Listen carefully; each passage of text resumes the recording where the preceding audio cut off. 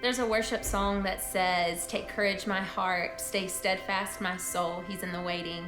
And I feel like I could have written those lyrics in our journey to Jarrett, maybe not so eloquently, but it was definitely a lesson that the Lord taught me during that season of life. When our oldest turned 3, we felt that it was time to have another baby, and we put it off on purpose and told everyone that we were gonna wait a while because our first son was so energetic and so full of life. But when I was ready for another, I was ready for another. And we had no issues conceiving Jake, so we didn't really think anything about trying the second time. We didn't think that there would be any issue. About 6 months passed and we still weren't pregnant. And I was trying my best not to get discouraged because I knew not all journeys toward a baby happened like our first, and this amount of time was still normal. It still wasn't a long time to conceive a baby. And I was also really hesitant to ask others to pray for us because I didn't want others to see that we had failed, that my body had failed. But our prayer village is strong and it is rare. So we told a few people around us who we knew that would come alongside of us. And our prayers switched from, "Lord, make this baby happy and healthy," to, "Lord, please send us another baby." So more months passed and we hit the 1-year mark, and Jake turned 4. That was hard.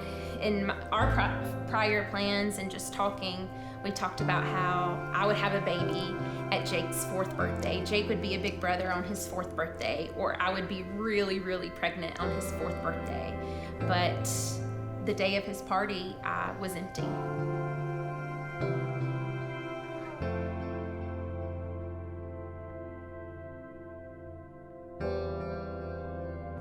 So after a few fertility appointments to help things along, signs were pointing to another failed month.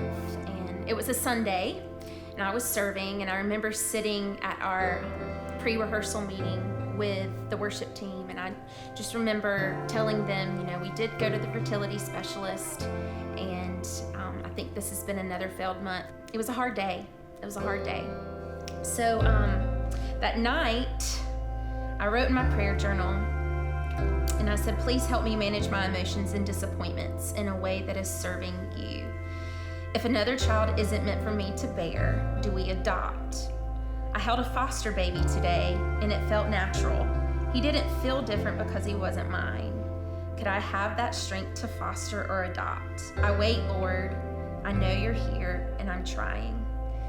And that was the first time that I really brought up any idea to God of not having a baby and for his plan to happen and not my plan of conceiving our own child to happen. So about 4 hours later, after I wrote that in my prayer journal, I woke up in the middle of the night, and even though I was dead set that I was not pregnant again, the fertility doctors actually asked us to take a test that day just for their records.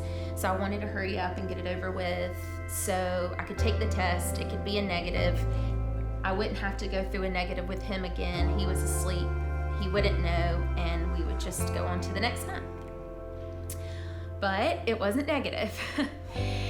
And in that moment, about everything good in the prior 13 months rushed over me.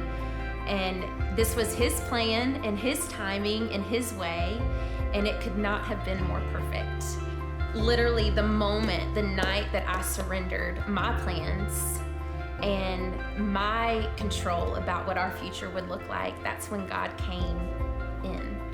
And the funny thing is the first thing that we did when he found out was we prayed, and we thanked him profusely. Right there in our oldest son's room, I just grabbed her and just cried and prayed and cried and prayed. It's all we could do. It was beautiful. I think it's so fitting that throughout this journey, all of our prayers changed. The way we prayed changed. We prayed for the baby to be happy and healthy. And then we prayed, "God, please give us a baby." And then we prayed for what God would do to us and do through us in the process So in the waiting, our prayers changed because we didn't know what else to do.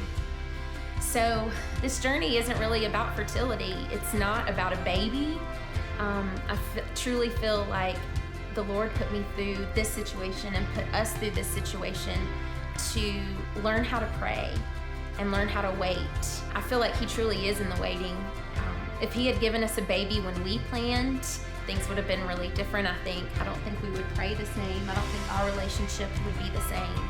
But knowing that He is in the waiting through any situation and that He has bigger plans for you during the waiting than maybe He has for you at the end, I think that's what makes the wait that much sweeter.